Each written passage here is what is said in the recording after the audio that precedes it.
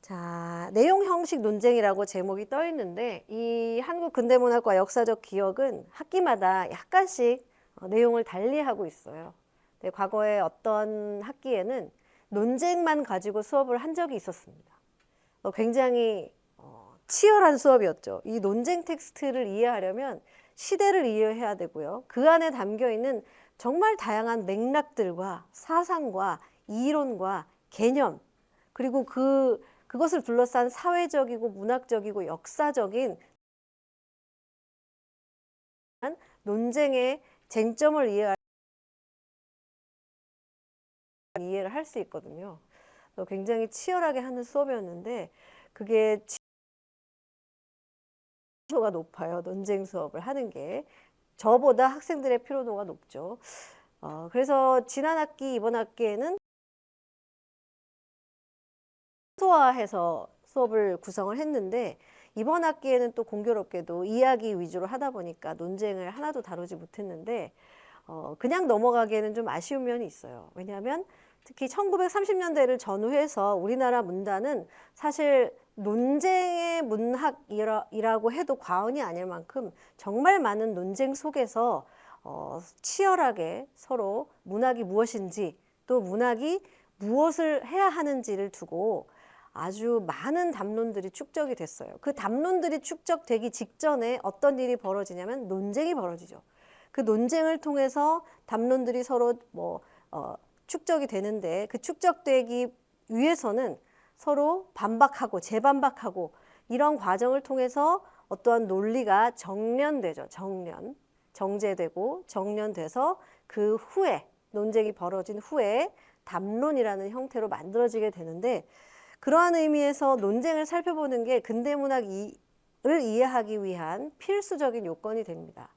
이 근대문학에 국한되느냐? 그렇지 않아요. 우리나라 문단사를 보면 이 1910년대 말부터 시작해서 지금에 이르기까지 연속성을 갖거든요. 마치 이 수업이 전체적인 연속성 아래에 각각의 개별성과 독립성을 가진 상태로 이렇게 구성이 되듯이 우리나라 문단사도 각각의 개별적으로 보이는 논쟁들이 사실은 연속되어 있어요.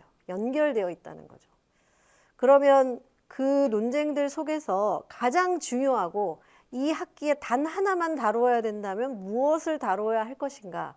저는 주저없이 내용 형식 논쟁을 꼽을 거예요.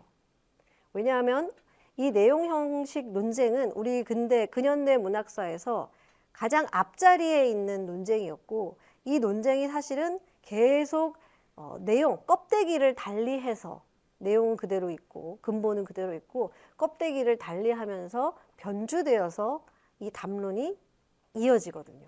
그래서 오늘은 근현대 문학을 이해하기 위한 가장 중요한 논쟁인 내용 형식 논쟁에 대해서 이야기해 보겠습니다. 좀 내용이 많아서요.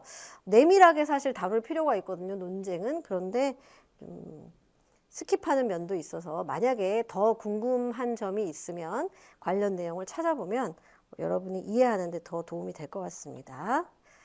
자, 내용 형식 논쟁을 이해하기 위해서는 카푸를 이해하는 게 우선이에요. 카푸에 대해서 이야기한 적이 있었는데 조선 프롤레타리아 예술 동맹이죠. 이거는 우리가 임화 얘기하면서 봤던 내용이고요. 자, 카푸의 주축인 인물이 누구누구 있었냐 하면 지금 보이는 이 사람들입니다. 김기진, 박영희, 김남천, 임화. 우리가 본 사람도 있고 보지 않은 사람도 있는데요. 이게 카푸가 결성된 당시에는 지금 30여 명이라고 되어 있죠. 그리고 되게 조직적이었다. 어떤 조직을 가지고 있었느냐. 일본의 도쿄 지부도 있었어요. 우리나라 카푸의 도쿄 지부죠. 그래서 이런 도쿄 지부를 포함해서 10개 정도의 지부를 두고 있었고요.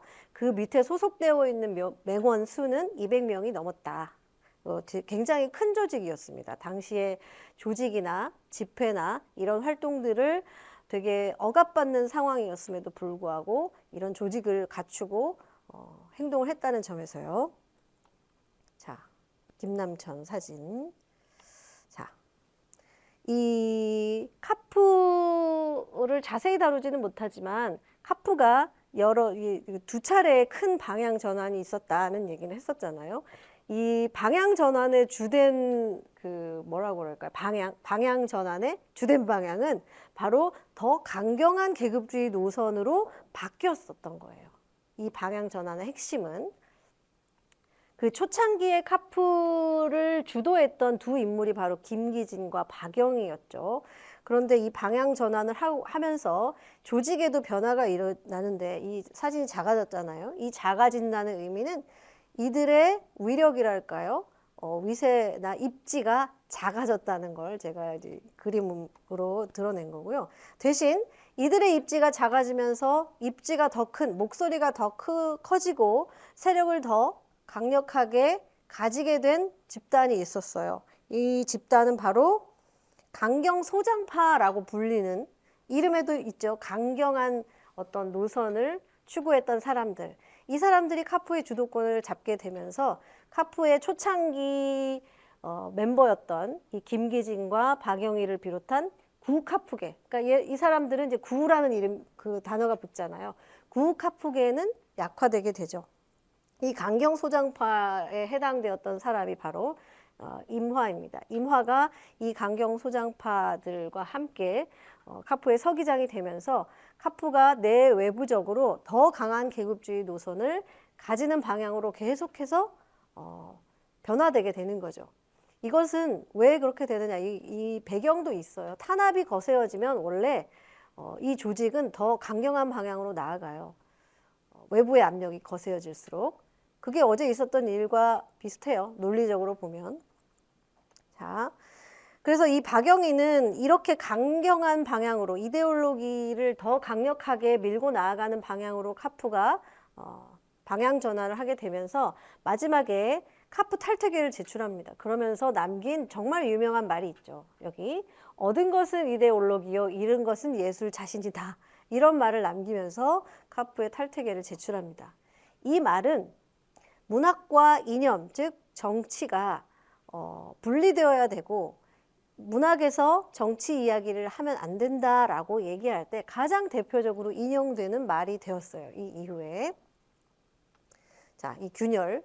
자, 김기진에 대한 간략한 프로필인데요. 김기진의 경우에는 카푸 여기 빨간 줄만 보면요. 카푸의 이론적이고 실질적인 지도자 역할을 담당했어요. 우리나라에 이 계급주의라고 하는 게 있다. 이런 문학이 있다라는 거를 초창기에 소개하고 알리려고 많이 애썼던 역할을 했었고요. 이러한 역할을 했었기 때문에 카푸 1차 검거 사건 때 체포가 되게 되고요. 안타깝게도 카푸가 해산된 이후에는 노골적인 친일로 전향을 하게 됩니다. 그래서 나중에 뭐라고 그러죠? 공개 재판 이런 형식을 갖게 되면서 친일 행적 때문에 총살을 당하려고 총을 쐈는데 총을 맞고 죽은 줄 알았는데 나중에 살아났다. 뭐 이런 이야기도 있습니다. 그래서 이 김기진의 호가 팔봉인데요. 비평가로서 남긴 업적은 굉장히 뛰어나요. 그래서 지금도 팔봉 비평문학상 이런 상이 있는데 어떤 문인들은 이 상을 보이콧하기도 합니다. 팔봉의 이름으로, 이 김기진의 이름으로 문학상 받을 수 없다. 그건 나에게 명예가 아니라 오명이다. 이렇게 보이콧하기도 합니다. 자, 박영희의 경우 김기진과 함께 카푸 결성의 주도적인 역할을 담당했고 역시나 1차 검거 사건 때 체포가 돼요. 그리고 33년에 탈퇴계를 제출하게 되고요. 또 2차 검거 사건으로 또 체포돼서 또 감옥에 갇히게 되죠. 그리고 38년에 친일로 전향을 하게 됩니다. 이러한 과정은 사실 이 사람들뿐만이 아니라 일제강점기 말기에 많은 문인들이 또 거쳐갔던 그런 행보이기도 했어요. 자, 어쨌든 우리는 친일을 했느냐, 독립운동을 했느냐가 포인트가 아니기 때문에 자, 이 백그라운드라고 써 있는데요. 이 프로문학이 본격적으로 확산되면서 카푸가 결성됐다. 이렇게 보고 또 카푸의 결성으로 프로문학이 본격적으로 또 문단 내에서 활발하게 이루어지게 되죠. 이때 제일 앞에 있는 게 지금 백조동인의 와해 이렇게 써 있어요. 이 백조동인의 와해가 도대체 카푸나 프로문학의 확산과 무슨 관계가 있느냐 이게 궁금할 것 같은데요. 자, 여기 역할도 있네요. 김기진은 선구적인 역할, 박영희는 보조적인 역할 이렇게 써 있죠. 자, 백조라고 하는 건 들어봤을 거예요. 여러분 공부하면서. 이 백조 동인 이렇게 아마 더 많이 알려져 있을 거예요. 여러분에게는. 이 백조 잡지는 1922년에 창간이 되고 1923년 9월에 종간을 했는데 일정하게 발간되지는 못했고 종간호가 3호였어요. 그러니까 1년 한 8개월 동안에 3개밖에 내지 못한 거죠. 여러 어려움이 있었다는 걸 보여주는 일이라고 할 수 있는데 여러분이 교과서에서 봤을 많은 사람들이 이 창간 동인의 이름이 있죠. 이런 사람들이 있고요.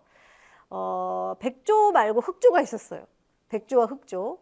백조는 문예잡지, 흑조는 사상잡지로 처음에 이제 기획을 했습니다. 자, 백조의 핵심 멤버라고 할 수 있는 박종화. 이 박종화가 백조를 관통하는 사조는 낭만이다 이렇게 얘기했어요. 그래서 여러분이 낭만주의라고 할 때 아마 백조, 폐허, 장미촌 뭐 이렇게 연쇄적으로 아마 들어봤을 텐데 이 당시에 낭만, 그러니까 낭만을 사실 이렇게 정의하는 것이 옳으냐에 대해서는 이렇다고만은 하긴 어려워요. 되게 복잡한 게 낭만주의 사조의 속성인데 이 시대의 낭만을 이해하는 건 이거였어요. 우울과 고뇌와 퇴폐 같은 것들이 낭만이라고 하는 큰 범주에서 이해가 됐었죠. 그래서 이 백조의 우울, 고뇌, 퇴폐 이러한 감성적인 측면이 강조된 문학 작품들이 많이 실리게 되었는데 김기진은 사실 이것과 맞지 않죠. 우리가 카프를 초창기에 이렇게 주도했던 사람이다라는 사실로만 봐도 이러한 백조의 낭만적인 성향과 김기진이 맞을 수가 없었어요. 그리고 나도향이나 현진건 같은 경우에도 사회적인 현실을 묘사하는 그런 문학 세계를 가지고 있었기 때문에 이 백조는 하나로 어떤 그 성격이 통일되기가 어렵고 그 안에서 서로 의견을 달리하는 사람들이 모인 동인이었기 때문에 삐걱댈 수밖에 없었던 거죠. 그 대표적인 삐걱거림이 바로 김기진에게서 일어나게 되고요. 김기진이 이런 말을 실제로 했습니다. 여기 맨 마지막에 세기 말적 근대병자가 지식계급의 태반이 넘는다 이런 지적을 했어요. 여기서 말하는 세기 말적 근대병자 이게 무엇과 통하냐면 낭만과 통하고 있는 거죠. 세기 말적 근대병. 세기 말은 우울 또 어떤 허무 이런 것들이 주된 정서이잖아요. 그래서 이 낭만주의라고 하는 이들이 이해한 낭만주의죠. 이들이 이해한 낭만주의와 김기진은 서로 맞지 않았고 결국 백조는 더 지속되기 어려웠습니다. 이 김기진이 어떻게 하다가 이런 계급주의를 받아들이게 되었느냐. 김기진도 역시 다른 이때 문인들처럼 일본에 유학을 갔죠. 도쿄의 릿교 대학에 유학을 갔는데 그 유학을 했던 게 1921년이고요. 이 시기가 어떤 시기냐? 러시아 혁명의 영향 때문에 일본 사회 내부에서도 사회주의 사상이 급격하게 팽창하던 시기였던 거예요. 그러니까 일본 유학을 가서 사회주의가 이제 대세다. 이 세상에 대세가 된 사상이 나타났다. 이걸 접하게 된 거죠. 지금하고 달라요. 제가 계속 강조하는 건 지금의 기준으로 사회주의나 계급주의를 이해할 수 없다는 거예요. 이 시대가 처음 맞닥뜨린, 이 김기진의 시대가 처음 맞닥뜨린 사상으로 이렇게 노동자, 농민, 그동안 핍박받았던 피지배 계층이 세상의 주인이 되고 모두가 평등해질 수 있는 그런 시대가 올 거고 그 시대가 오게 하기 위해서는 계급혁명을 통해서 전복해야 된다라고 하는 사상이 퍼진 거예요. 엄청나게 매력적이죠. 뭐 비슷하게 비유가 가능할지 모르겠지만 이제 우리 AI의 시대가 온다. 디지털 사회가 온다. 시대가 바뀔 거다. 이렇게 얘기하는 것보다 훨씬 더 강도가 높은 새로운 사상이었던 거죠. 확 매료가 되게 됩니다. 김기진도 이 시기에. 자, 이런 내용이 있고요. 실제로 이게 김기진이나 일본이나 한국에만 국한된 일이었느냐? 그렇지 않다는 거죠. 이 러시아 혁명 이후에 사회주의 사상을 바탕으로 프로문학, 문학이 정치적인 뭐 행동의 문학의 성격을 강하게 가질 수밖에 없었던 사회적인 배경에서 소련, 지금의 러시아죠. 러시아 연합이라고 할 수 있는 소련, 프랑스, 일본, 한국 다 거의 동시적으로 이러한 계급주의 문학을 할 수 있는 그런 단체들, 조직이 만들어지게 돼요. 라프, 나프, 카프, 그리고 프랑스의 경우에는 클라르테라고 하는 운동이 일어나게 되죠. 이게 일본의 영향을 받아서 한국의 카프가 결성이 됐느냐? 거의 동시적이에요. 우리나라에서 파스큘라가 결성된 게 23년이죠. 일본에서 나프로 통합이 된 게 28년이고 그 이전에 프롤레타리아 문예 연맹이라는 게 조직된 게 25년이에요. 그러니까 거의 이 조직이 된 것은 거의 전 세계적으로 동시성을 가지고 이러한 운동들이 일어난 거죠.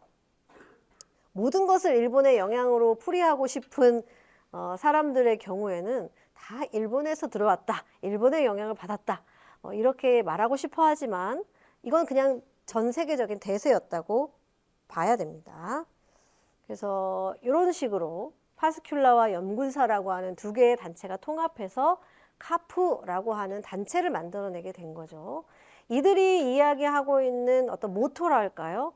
이것은 여기 따옴표 안에 있는 건데 인생을 위한 예술, 현실과 싸우는 의지의 예술, 뭐 이런 것이었습니다. 그러니까 예술 자체가 순수하게 예술 미학적으로 예술을 추구하는 것에 있지 않았어요. 현실을 위해서 존재하는 예술이라고 하는 모토를 갖고 있었기 때문에 정치나 이념이나 행동과 무관할 수가 없었던 거죠. 문학이나 예술이라고 하는 것이. 이게 사실은 근본적인 차이를 만들어내게 되는 거예요. 문학이 현실 개혁의 도구로 쓰여야 되느냐? 아니다. 문학은 문학 그 자체로 존재하고 그 자체로 추구되어야 한다. 이 두 가지 사이에서 근본적인 차이를 만들어낼 수밖에 없고 이 어떤 것을 더 중요하게 생각하느냐에 따라서 문인들이 어디에 가담하고 속할 것이냐가 갈라지게 되는 거겠죠.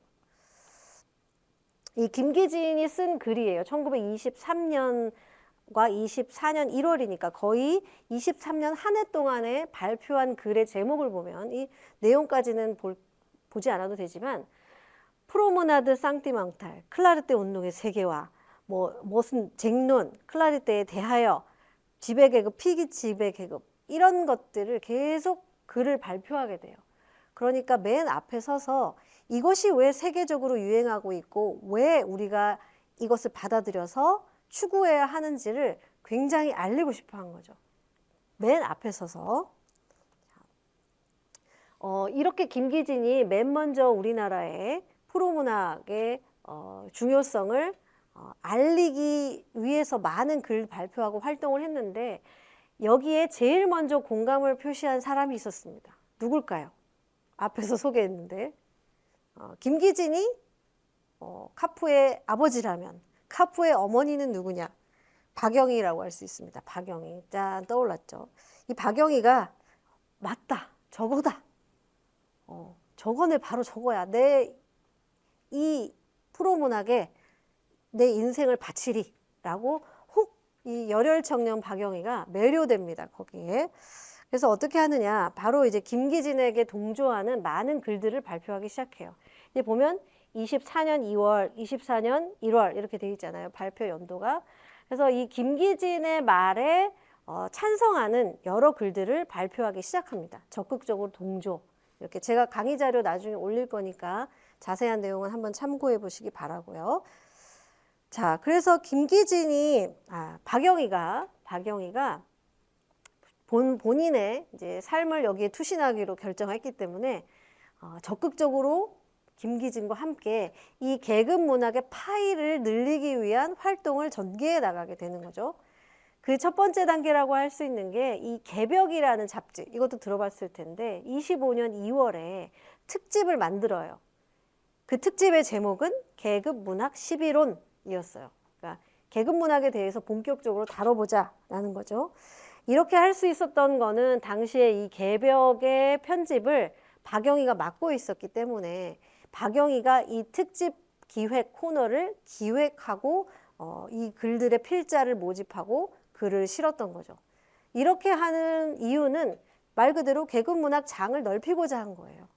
이제 본격적으로 이 장을 만들고 개근문학을 확산시키기 위해서.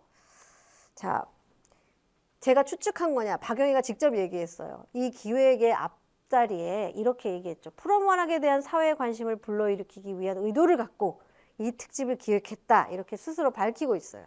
그러니까 굉장히 얼마나 크게 이 사람을 매료시킨 것인가, 이 문학, 이 사상이, 이런 걸 알 수 있죠. 자, 여기에 이 개근문학 11혼이라고 하는 특집에 당연히 김기진의 글을 실었을 거 아니에요? 그게 이제 피투성이 된 프로혼의 표백이라고 하는 김기진의 글 제목으로 글이 실렸어요. 제목도 왠지 되게 피 끓는 열정이 보이죠. 이 내용이 뭐냐면 이런 거였어요. 프로문학이 대두된 배경과 본질에 대해 이야기하고 있어요. 그러니까 장을 넓히고 소개해서 저변을 확산시키자 이런 목적으로 쓰였기 때문에 당연히 이런 얘기를 할 수밖에 없겠죠. 프로문학에 대해서. 자, 네. 그리고 박영희도 여기에 자기도 글을 실었어요. 이것 역시도 프로문학의 대두 배경 그리고 본질에 대한 설명을 박영희도 나름대로 시도를 합니다. 그래서 이런 내용으로 김기진과 박영희가 쌍두마차로 계급주의 문학을 이 당시 조선에 소개하고 확산시키기 위한 본격적인 행보에 들어가게 되죠.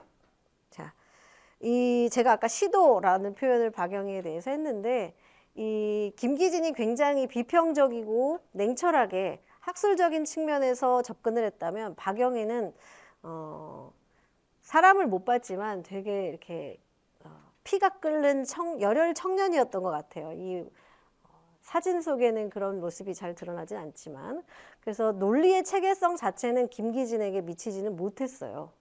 그러나 당위성은 사실 김기진보다 더 크게 가지고 있었던 것 같아요. 이걸 해야 된다. 이게 우리의 미래다. 이런 생각. 어쨌든 이 두 사람은 보세요. 견해가 일치해 가는 것을 알 수 있다. 여기까지만 보면.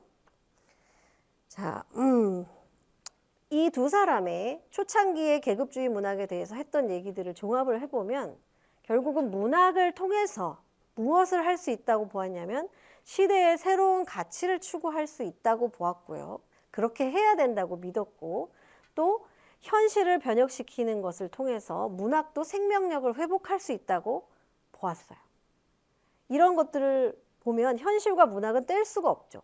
그래서 현실과 문학의 순환적 연계성에 대해서 인식하고 있었고 거기에 지금 우리의 기준으로 보면 거의 집착에 가까운 그런 생각을 가지고 있었던 것 같습니다.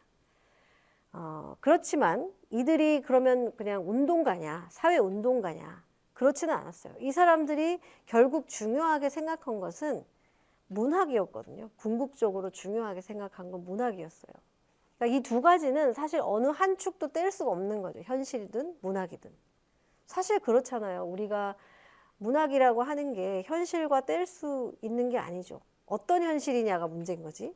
그리고 역사도 마찬가지죠. 우리 삶과 역사라고 하는 건 뗄 수가 없는 거죠. 그래서 이런 것들이 어떻게 보면 되게 공허한 어떤 공론이라고 하죠. 공허할 공자를 써서 공허한 논쟁 같기도 해요. 왜냐 당연한 것이기도 한데 그러나 이 시대는 이 시대라고 하니까 마치 우리는 안 그런 것처럼 이제 얘기하는 것 같아서 좀 그런데 이러한 고민의 바깥에 있을 수 있는 그렇게 자유로운 사람은 별로 없는 것 같아요. 그때나 지금이나. 자, 이제 논쟁에 들어가야 되는데 이제 좀 앞에가 길었죠. 자, 여기 제가 굉장히 좋아하는 짤인데 원출처를 알 수가 없어요. 네. 김기진과 박영희가 프로예술의 정의와 역할에 대해서 초창기에 일치하는 입장을 보이고 있다가 입장 차이를 드러내면서 최초로 충돌하게 되는 사건이 발생합니다. 그게 바로 누가 김기진이고 누가 박영희인지 나중에 알게 돼요. 자, 내용 형식 논쟁, 오늘 하게 될 논쟁이죠. 자, 그 발단이 되는 것 한번 볼게요. 이 열혈 청년 박영희는 이 계급주의 문학을 이제 본격적으로 전개해 나갈 때 내가 맨 앞장에 서서 해야 되겠다라는 생각을 가지고 있었던 것 같아요. 그래서 해야 된다 이런 당위성을 한편으로 주장하면서 다른 한편으로는 그런 계급주의 문학을 적극적으로 자기가 스스로 창작을 하게 돼요.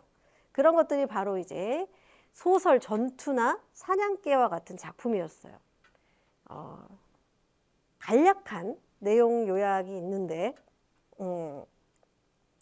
우리가 여기서 소설 작품을 다 보기는 어렵잖아요. 시는 볼 수 있지만 이 소설 전투나 사냥개의 특징은 여기 땡땡이를 보면 거의 구어와 연설에 가깝다는 거죠.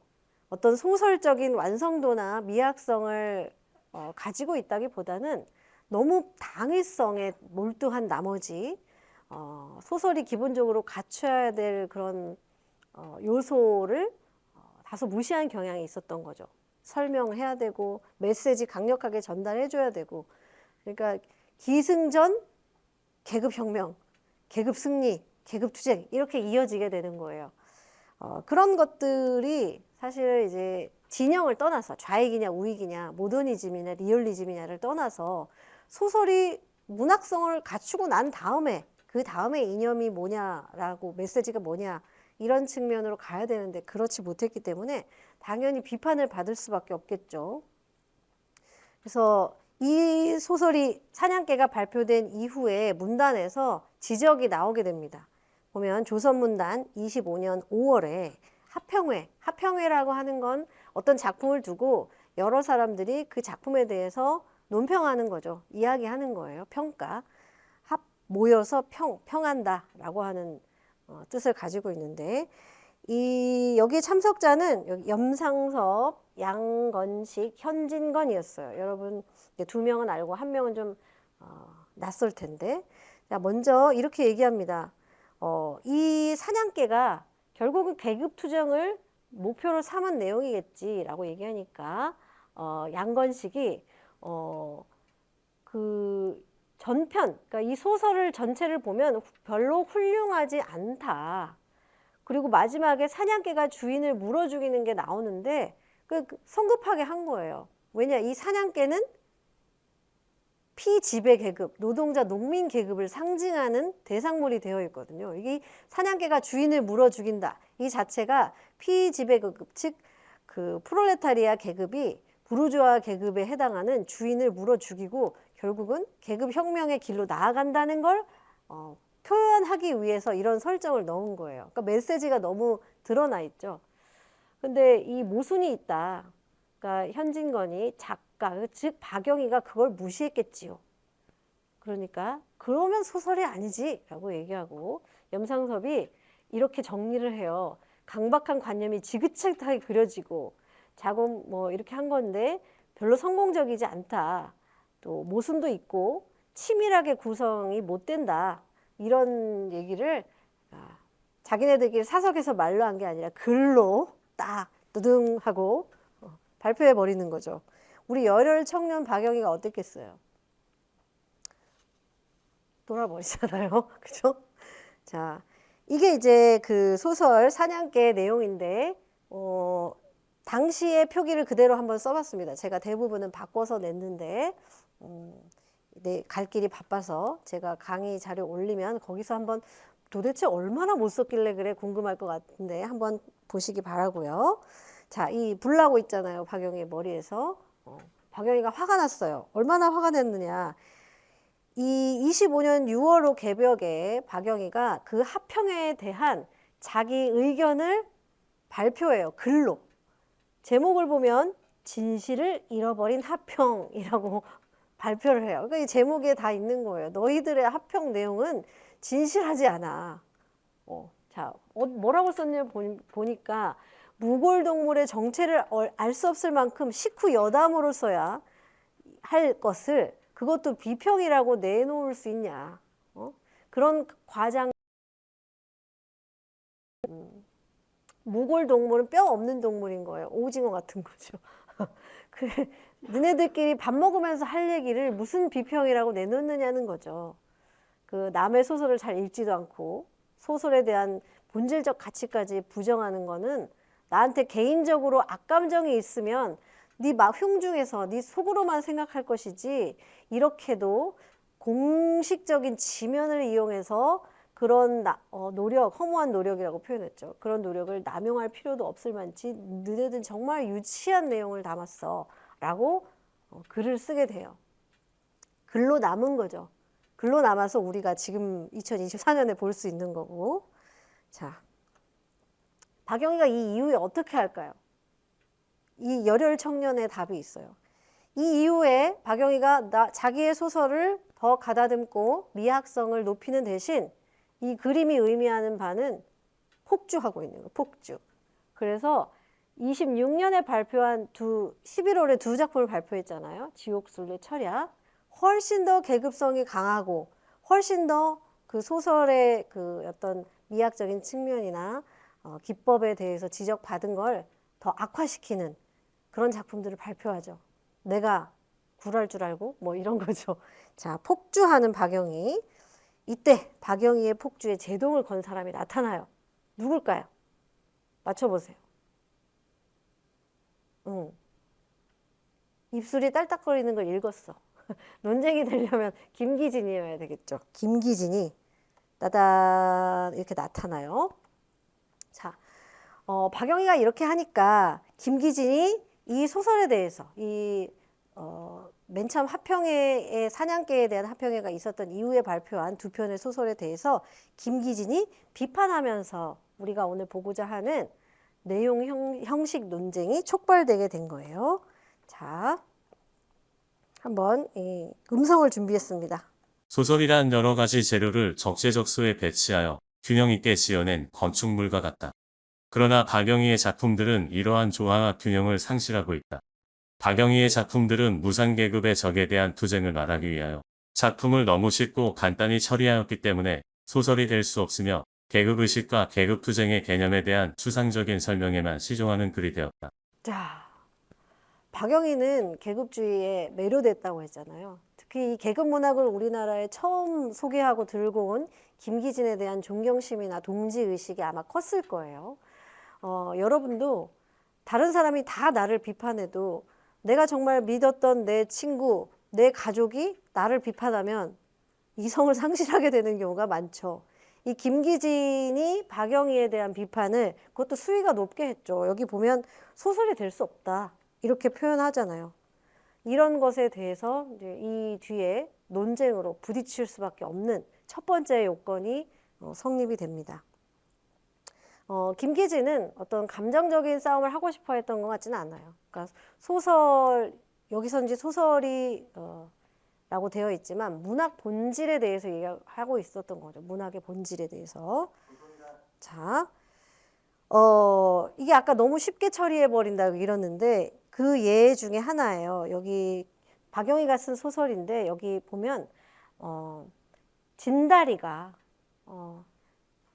되게 이제 어렵게 경제적인 궁핍, 가족들이 잘 먹지도 못하는 상황이 생기니까 나와서 이 결말 부분인데 만주 장사 아이, 그러니까 떡 파는 만주 팔고 떡 파는 아이를 갑자기 칼로 찔러 죽여버려요. 그렇게 죽일 수 있죠, 소설 안에서. 그런데 거기에 대한 개연성이 떨어지는 거예요. 갑자기 죽여버려요. 그리고 마지막에 빈궁의 지역에서 태영의 지옥으로 좁고 춥던 지옥에서 넓고 화려한 지옥으로 옮겨졌다. 메시지는 뭘 말하는 건지 알 것 같지만 이러한 소설적인 기본 요건을 잘 갖추지 못했다는 점에 대해서 김기진이 지적을 했다고 볼 수 있겠죠. 자, 이어서 또 김기진이 계속 그 결과 이 1편은 소설이 아니요 계급의식, 계급투쟁의 개념에 대한 추상적 설명에 시종하고 말았다. 이런 일부가 이것을 설명하기 위해서만 사용되었다. 소설이란 한 개의 건축이다. 기둥도 없이 석가래도 없이 붉은 지붕만 입히어 놓은 건축이 있는가. 비단 이 1편뿐만이 아니라 해어형의 창작의 거개 전부가 이와 같은 실패에 종사하고 마는 것은 그의 작가로서의 태도가 너무도 황당한 까닭이다. 네, 수위가 높아지고 있죠. 태도까지 이제 비판이 들어갑니다. 작가로서의 태도가 황당하다. 그러니까 이 이념을 떠나서 이념을 말하기 이전에 소설은 일단 건축물과 같이 잘 구조화되고 잘 만들어져야 된다. 그 다음에 메시지, 이념 이런 것들에 대해서 이야기할 수 있다라고 하는 거겠죠. 김기진이 하는 얘기는. 근데 이 하나가 문제가 아니라는 얘기를 하고 있잖아요. 여기서 회월형이라고 했는데 회월은 박영희의 호입니다. 그러니까 필명이라고 할 수 있고 호이기도 하고. 그래서 회월형 이거 당시에는 나이가 많아서 형이라고 부른 게 아니라 그냥 형이라고 하는 표현을 존칭처럼 썼어요. 회월형 뭐 이런 식으로 팔봉형 이런 식으로요. 다 실패했다는 거죠. 박영희의 작품은 대부분 다 실패했다. 왜 실패했냐? 태도가 문제이기 때문에 라고 얘기하고 있습니다. 자, 이어서 또 들어볼게요. 지옥순례 역시 소설이 요구하는 요건을 구비하지 못한 실패한 작품이다. 이 3일간을 굶고 지내온 진달이 그 범죄성을 감추어 가지고 있는 기갈에 대한 실감의 고조가 이 소설의 가장 큰 요건인데 작자는 그 요건을 무시하였다. 진달이의 범죄는 무서운 기아에 그 근원을 두었던 까닭이다. 이 단편에서 작자가 취급한 제재는 인간 사회에 있어서 가장 침통한 심각한 제재 중의 하나이다. 그런데도 불구하고 이 소설은 조금도 침통하지 않고 심각하지 않으니 무슨 까닭이냐. 묘사의 공과는 실감을 주매 있다. 그런데도 여기에 그 묘사가 없다. 모든 것이 작자가 예정한 포인트까지 끌려오기에 온갖 소설적 요건을 무시한 불행한 결과가 있을 뿐이다. 네. 그러니까 그 실감이라는 표현을 가장 여기서는 중요한 단어로 쓰고 있잖아요. 그러니까 죽일 수 있느냐 없느냐의 문제가 아니라 죽음으로까지 이 기아라고 하는 빈곤이라고 하는 것이 살인을 저지르게까지 하는 그 우리가 말하는 개연성 이런 것들에 대한 묘사가 충분히 되어서 도덕적으로는 이 사람이 살인을 저지른 것이 비난받아 마땅하지만 일면 이 사람의 심정에 어느 정도 이해는 될 수 있도록 하는 것이 소설의 묘사가 해야 될 일인데 그것을 하지 않았다라고 하는 비판을 이렇게 신랄하게 하고 있습니다. 네. 자, 불행한 결과, 뭐 실패 이런 표현을 쓰잖아요. 자, 아직도 끝나지 않았어요. 한마디 하면 될 거를 계속 얘기하죠. 회원형은 이것들을 선전문학으로 썼을 것이다. 그러나 선전문학도 문학으로서의 요건, 소설로서의 요건을 구비하지 않으면 안 될 것이다. 나는 형에게 문체에 못 이기어서 이와 같은 소설을 내놓지 않기를 바란다. 여기서 말하는 문체는 채무, 빚 할 때 그 채자를 씁니다. 그러니까 문학적 채무감에 못 이겨서 이런 것들을 쓰지 않기를 바란다 라고 하는 어떤 같은 동지로서의 당부가 들어있어요. 그러니까 이 문학적 채무, 여기서 말하는 문체라는 것은 바로 그거죠. 박영희가 하고자 했던 계급주의 문학을 이 땅에 퍼뜨려야 된다. 이것이 우리의 나아갈 길이라는 것을 다른 사람이 알게 하고 이 문학의 저변을 넓히고 확장하기 위해서 내가 앞장서서 역할을 해야 된다라고 하는 그 문체죠. 그 채무감인 거죠. 내가 이 일을 해야 된다라고 하는 채무감. 그것이 이러한 소설, 문학의 기본적인 요건을 무시한 채로 메시지만 목적과 당위성만 있는 그런 글을 내놓게 하니까 그것에 못 이겨서 이러한 작품이 다시 이렇게 세상에 나오지 않기를 바란다. 이런 당부를 하게 됩니다. 자, 여기까지 이제 김기진의 비판의 요지를 여러분이 같이 읽어봤는데 어때요? 좀 동의되는 면이 있어요? 자, 결국 이 사람들은 둘 다 카프예요. 둘 다 계급주의 문학에 종사하는 사람들이에요. 그런데 문학에 대해서 어느 정도까지 문학이 현실이나 이념이나 목적에 어떤 정도까지 역할을 해야 되느냐, 무엇을 희생하고 무엇을 포기할 수 있느냐에 대한 의견 차이가 생긴다고 할 수가 있겠죠. 자, 김기진의 비판이 갖는 의의를 정리했는데요. 이 프로문학은 우리가 흔히 생각하기에 그냥 다 같이 똘똘 뭉쳐서 계급주의 완성하자, 계급 혁명을 위해서 문학을 바치자 이렇게 했을 것 같지만 그 내부에서 정말 치열하게 그 방법론을 두고 방향성을 두고 많은 논쟁이 일어났던 것이 우리 근대문학의 장면이었습니다. 그래서 우리 근대문학에 많은 논쟁들이 있었는데 그 논쟁은 크게 범주를 묶자면 두 가지거든요. 좌익과 우익 사이에 일어났던 논쟁이 있고 그 다음에 좌익이라고 할 수 있는 이 계급주의나 사회주의 리얼리즘 내부에서 일어났던 논쟁이 있는데 그 논쟁의 그 크기를 비교를 해보자면 비교가 뭐 의미가 있을지 모르겠는데 이 둘 사이 좌익과 우익 모더니즘과 리얼리즘 사이의 대립보다는 이 계급주의 내부에서 일어났던 논쟁이 훨씬 더 많고 더 격렬했어요. 그것은 이들이 의견이 달라서 서로 싸웠다가 아니라 의견이 다른 건 되게 건강한 거죠.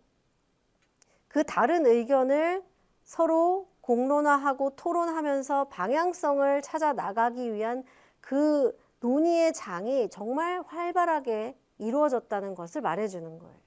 지금 우리 사회는 반대편을 죽이려고 혈안이 되어 있어요. 어젯밤에 그런 생각이 들었어요. 진짜 죽일 수 있겠구나. 우리가 상징적으로 그냥 없앤다, 숙청한다, 죽인다라고 말할 수 있지만 그게 무력을 동원해서 정말 현실적으로도 없애버릴 수도 있는 사회이지만 사실 그것을 조율해 나가는 것이 정말 민주주의 아니겠어요? 그런 것들의 과정이 이 프로문학 내부에서 일어나게 됩니다. 이런 것들 창작에 대한 문제로 이제 나가게 되는 거죠. 그 방향에 대한 거예요. 문학이 무슨 역할을 해야 되는가에 대한 공통적인 목표 의식을 공유했어요. 그런데 어떻게 라고 하는 물음표가 찍히는 거죠. 어떻게 하는 게 맞느냐라는 거. 자, 김기진은 어쨌든 선전보다는 문학으로서의 요건을 먼저 갖춰야 된다라고 하는 의견을 펼친 거죠. 자, 박영희가 드디어 등장합니다. 뭐라고 했는지. 여기 26년 12월에 김기진의 비판이 있었고요. 27년 1월에 박영희가 거기에 대한 반박을 하는데 잡지라고 하는 게 시간차가 있잖아요. 지금 SNS는 뭐 실시간 설전이 가능하지만 당시에는 잡지 인쇄하고 찍어서 내고 그거 읽고 또 자기가 써서 또 다음 호에 찍어서 내고 이러한 시간차를 생각하면 거의 바로 한 거예요. 바로. 박영희의 얘기를 한번 들어볼게요. 그러나 나는 이곳에서 단언한다. 프롤레타리아의 작품은 군의 말과 같이 독립된 건축물을 만들려는 것이 아니다. 앞서 말한 바와 같이 큰 기계에 한 톱니바퀴인 것을 또다시 말한다. 프롤레타리아의 전 문화가 한 건축물이라 하면 프롤레타리아의 예술은 그 구성물 중에 하나이니 석가래도 될 수 있으며 기둥도 될 수 있으며 기와장도 될 수 있는 것이다. 군의 말과 같이 소설로서 완전한 건물을 만들 시기는 아직은 프로문예에서는 시기상조한 공론이다. 따라서 프로문예가 예술적 소설의 건축물을 만들기에만 노력한다면 그 작가는 프롤레타리아의 문화를 망각한 사람이니 그는 프로작가는 아니다. 다만 그는 프로생활 묘사가에 불과하다. 네. 박영희 말을 들으면 또 그럴 수도 있겠네 싶죠. 자, 이 박영희의 반박의 핵심은 이 두 사람의 문학에 대한 의견 차이가 비유적으로 드러나 있는데 이 건축물에 비유하잖아요.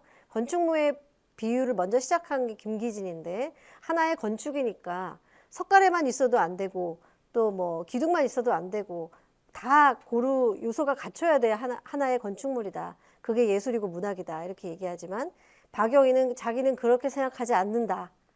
뭐라고 생각하느냐? 프롤레타리아 문화라고 하는 큰 범주가 있고 그 안에 그 문학이라고 하는 것은 그 구성물 중에 하나이니까 그 역할로 봤을 때 석가래도 될 수도 있고 기둥도 될 수도 있고 그런 거 아니냐. 하나하나의 역할을 할 수가 있다. 그러니까 박영희는 무엇을 더 중요하게 생각하고 있냐면 계급적인 목적 의식을 더 상위에 두고 있는 거죠. 그 차이점으로부터 이 두 사람이 갈라지고 있다라고 볼 수가 있어요. 나는 독립된 하나의 건축물로 문학이 존재한다고 보지 않는다. 큰 프롤레타리 예술 속에 하나의 기둥, 하나의 석가래 이런 게 바로 문학이라고 생각한다라고 하고요. 이제 논쟁이 어느 방향으로 튈 것인지를 보여주는 게 이제 마지막 문장이에요. 프로 작가는 아니다. 프로 생활 묘사가다. 이런 구분을 해놓고 있잖아요. 이제 태도 문제로 가는 거죠. 사상 문제로 가는 거예요. 너의 사상이 불순하다라고 하는 문제로 튈 수가 있는 거죠. 이 마지막을 보면. 프로 작가냐? 프로 작가면 이 목적의식이 더 앞에 있어야지. 그렇지 않으면 그냥 묘사가지. 이런 논점이 그쪽으로 이동하게 되죠. 자, 그래서 이 태도 문제, 사상 문제로 박영희가 논점을 이끌어가게 됩니다. 뭐라고 했냐? 투쟁기에 있는 문예 비평가의 태도는 반드시 계급적으로 명확하기를 바란다. 누가?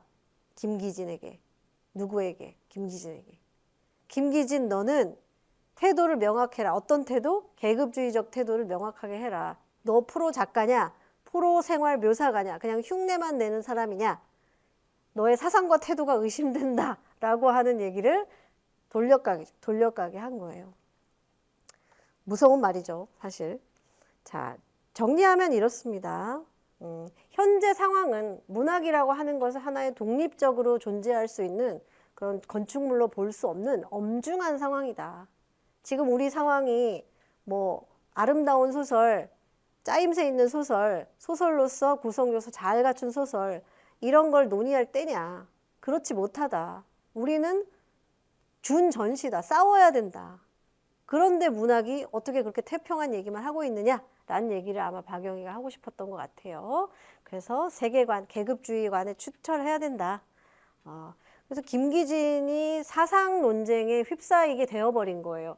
사실은 문학적인, 소설적인 이야기를 하다가 방향이 사상, 태도 이렇게 가죠. 그래서 프로 작품인데 부르주아의 세계관에 입각해서 비판하고 있다라고 하는. 그래서 계급주의 문학을 가장 먼저 전파시키고자 했고 소개했고 또 카프도 맨 처음에 카프의 아버지 역할을 했음에도 불구하고 논쟁에 휘말리다 보니 어느새 부르주아적 시각에서 프롤레타리아 문학 작품을 잘못 비판하고 있는 사상도 태도도 우익화된 사람으로 어느새 가버린 거죠. 논쟁 속에 휘말리다 보니. 자, 그래서 정리를 하면 문학 건축론이라고 할 수 있을 것 같아요. 김기진의 이론을.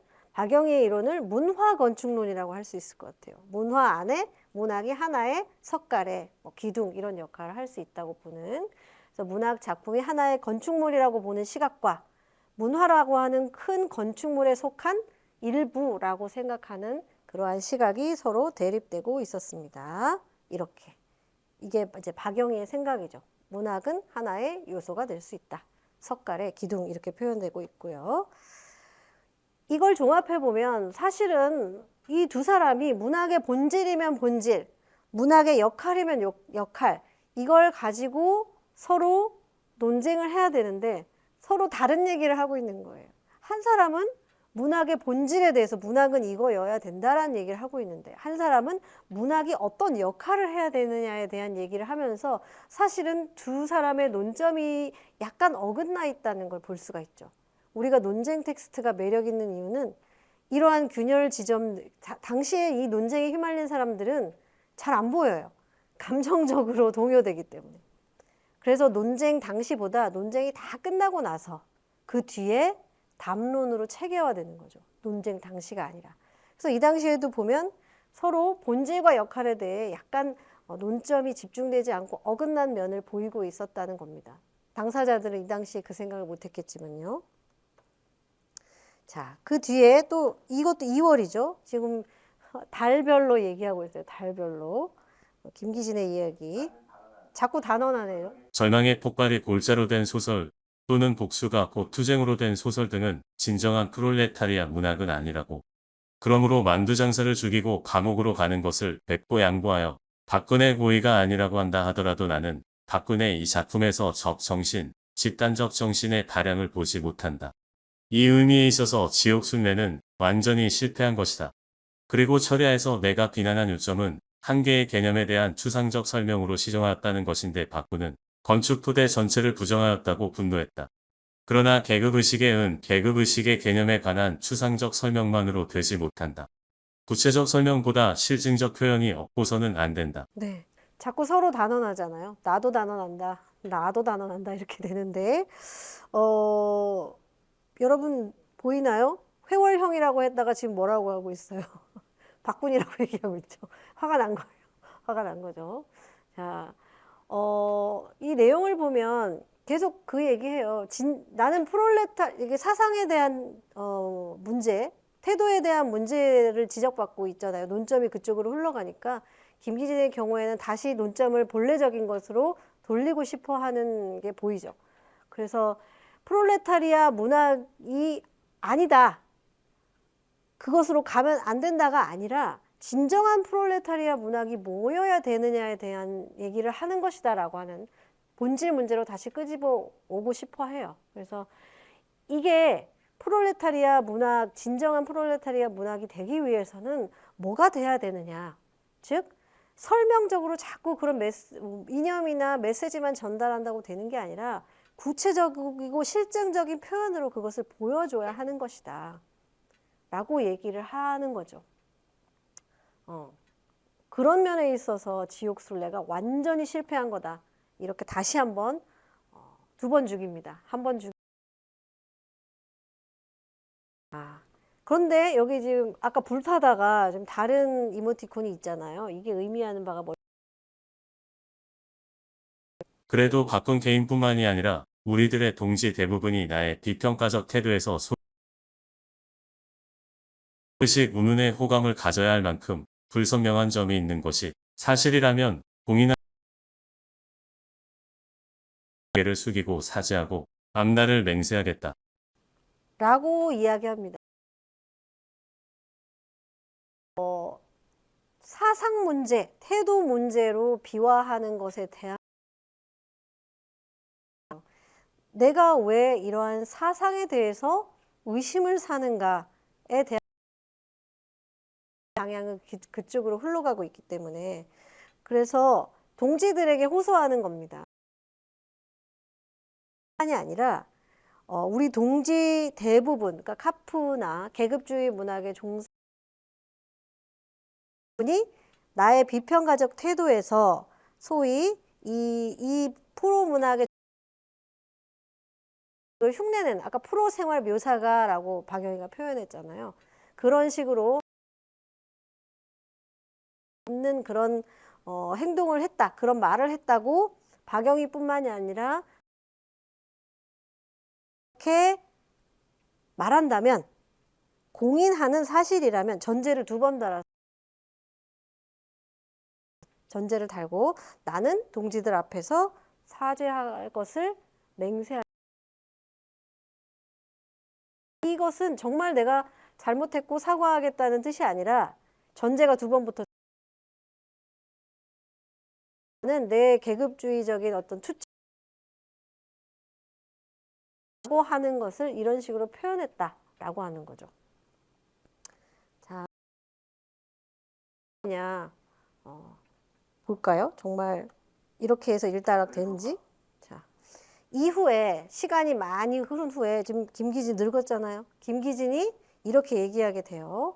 그때 이성태라는 사람과 내 형님, 김기진의 형이 김복진이라고 또 사회주의 운동가였는데 김복진이라고 하는 나의 형님은 따로따로 나를 보고 이번 회월 박영희와의 논쟁에 있어서 네가 무조건 사과를 해라. 그래야 된다. 왜냐? 전체 무산계급 전선에 네 주장이 해롭다.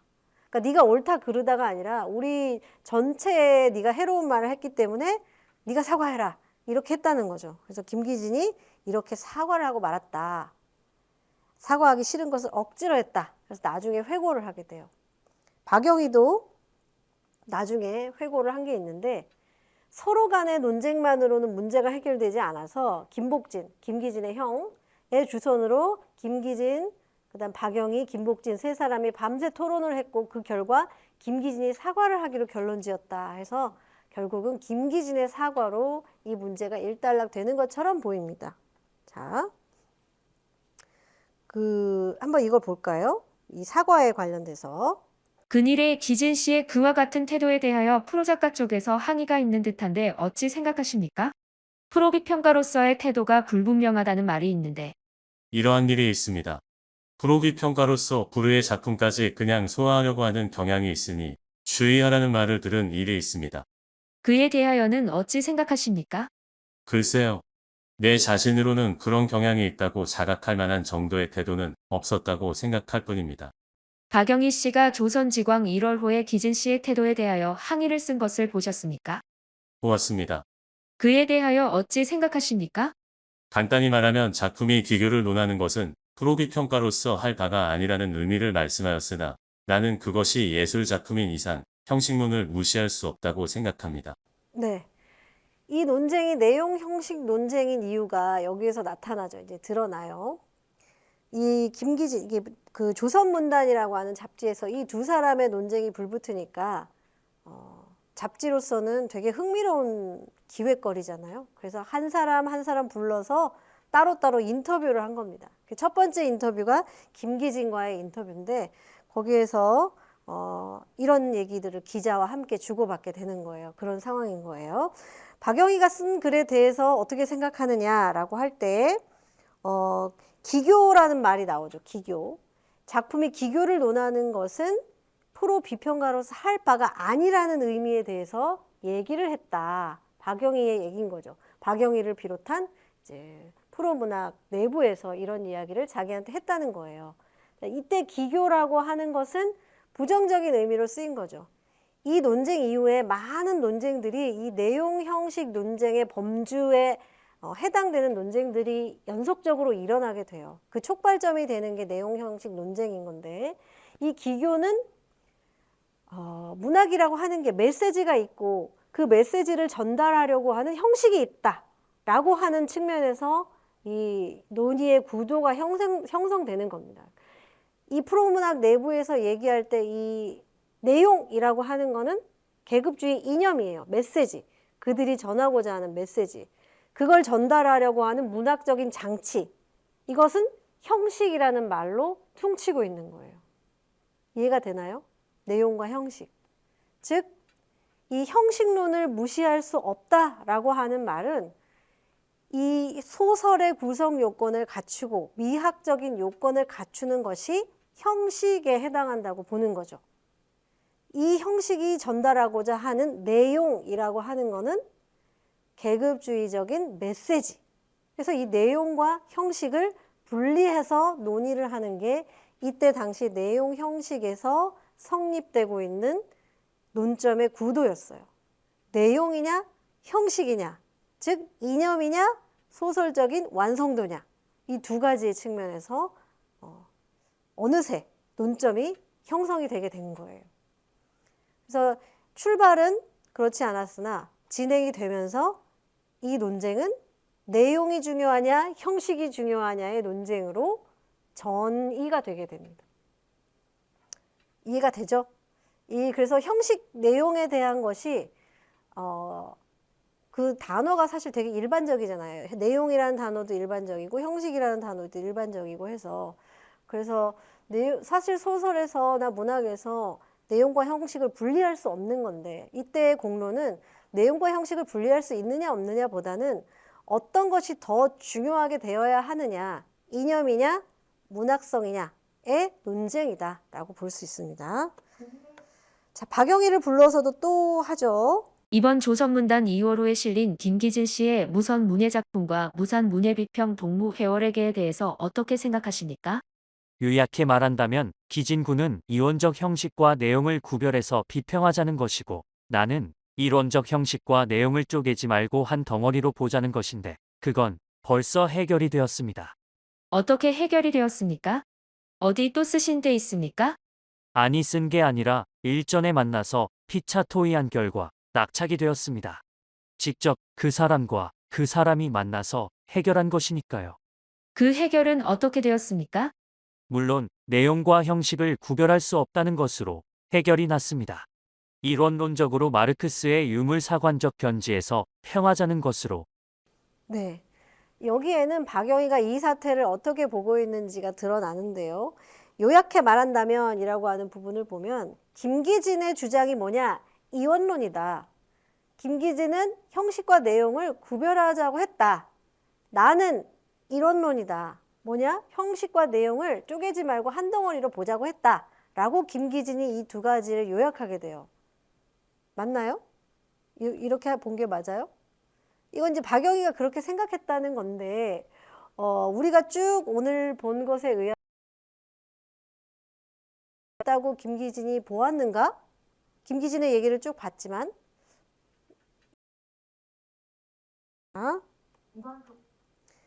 김기진이 한 얘기를 볼게요.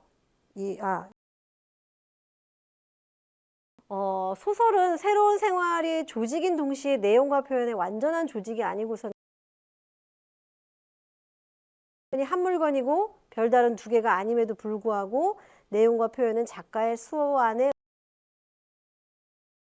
조화를 이루며 모순되는 점도 있고 뭐 이렇게 해서 했어요. 그러니까 박영희는 두 가지 자신과 배치되는 김기진의 싶어 했고 이원론이라고 규정하고 싶어 했고 자신은 내용과 형식을 하나 하지만 김기진이 말한 내용을 찬찬히 보면 결국 그게 이러한 논쟁의 어떤 삐걱거림, 논점의 삐걱거림들이 이 내용 형식 정제되지 못한 방향으로 끌고 간 면이 있다라는 점을 알 수가 있습니다. 김기진은 이 사과라는 것도 그래 라고 한 게 아니라 사회적으로 이 작품을 그러니까 프롤레타리아의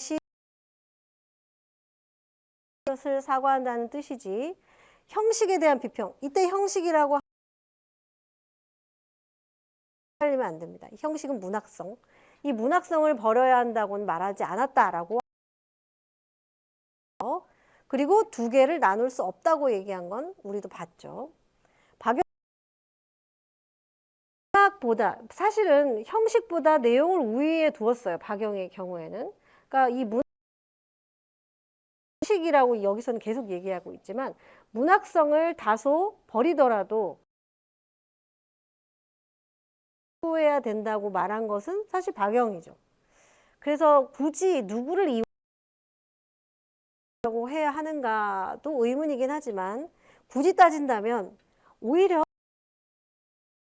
이원론에 가깝지 않냐는 거예요. 본인의 주장과는 달리. 누가 박영희고 누가 김기진인지 여러분 알 수 있어요. 이 둘 중에 한 사람은 사과해 한 사람은 이원론자라고 내가 소설이 소설 같아야지 이렇게 얘기하고 있어요. 내내 잔 사람은 그래서 누가 누구야 똑같이 생겼는데 라고 얘기하겠지만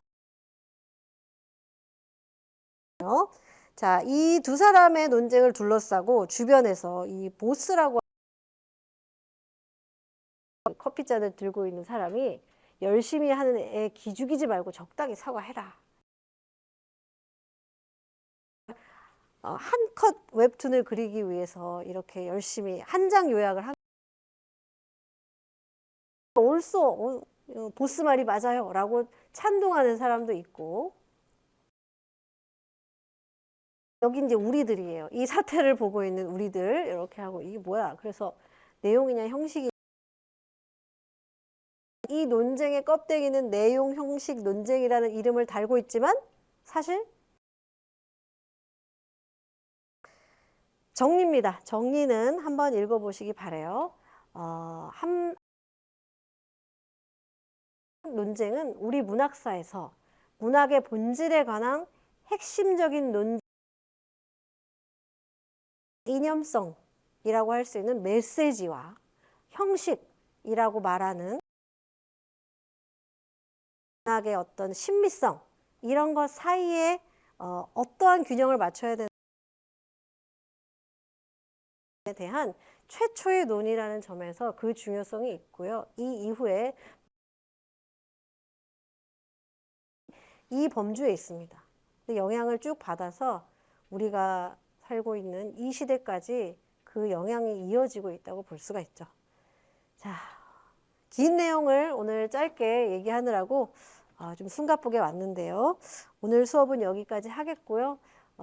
진짜 이번 주 내에 그죠? 녹강 올릴 거예요. 정지용과 윤동주 녹강 올릴 건데 길지 않은 분량을 올리고 기간도 좀 길게 두려고 하니까요. 공지 잘 참고해 주시기 바랍니다. 고생 많으셨어요.